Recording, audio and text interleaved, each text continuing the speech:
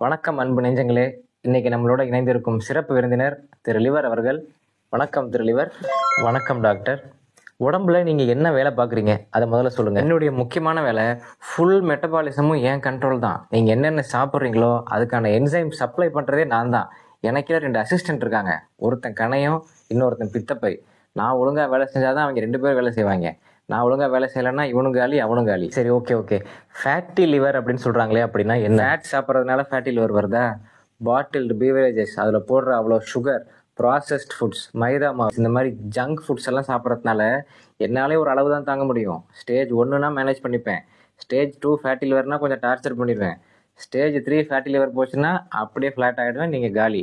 பொதுமக்களுக்கு நீங்கள் என்ன அறிவுரை சொல்ல விரும்புறீங்க? பொதுமக்களுக்கு அட்வைஸ்னா, டேய் நேரத்துக்கு சாப்பிடுங்கடா, எனக்கு 12 மணி நேரம் ரெஸ்ட் கொடுங்கடா. ரெஸ்ட்டே இல்லாமல் வேலை செய்யணும். அந்த ஒருத்தன் ஓடிட்டு இருக்கான் பார், அவன் தான் 24 மணி நேரமும் ஓடுவான். நான்லாம் அப்படி கிடையாது. நைட்டு 1 மணிக்கு நீ பிரியாணி சாப்பிட்டீங்கன்னா அடுத்த நாள் செரிக்கிறதுக்கான என்சைமை நான் கொடுக்க மாட்டேன். வயிற்று வலி வந்து அப்புறம் இவன்ட்டு தான் போய் நீ காசு செலவு பண்ணணும் பார்த்துக்க. சரி, ஏன் இவ்வளோ கோவப்படுறீங்க? ஒருமையில் பேசுறீங்க, கொஞ்சம் மரியாதையாக பேச. மரியாதையா? அவங்க யாருமே எனக்கு மரியாதை கொடுக்கறது கிடையாது. அவங்க என்ன மரியாதை நடத்தினா நான் அவங்களுக்கு மரியாதை கொடுக்க போகிறேன். Give respect, take respect. நன்றி லிவர் அவர்களே. அடேங்கப்பா, பயங்கரமான கோவக்காரா இருப்பார் இருக்கு. அடுத்து 2 பேர் வேறு வெயிட்டிங்கில் இருக்காங்க பேட்டி எடுக்கிறதுக்கு. அவங்க இன்னும் கடுமையான கோவக்காரங்களா இருக்காங்க. அவங்க எப்படி சமாளிக்க போகிறோம்னு தெரியல.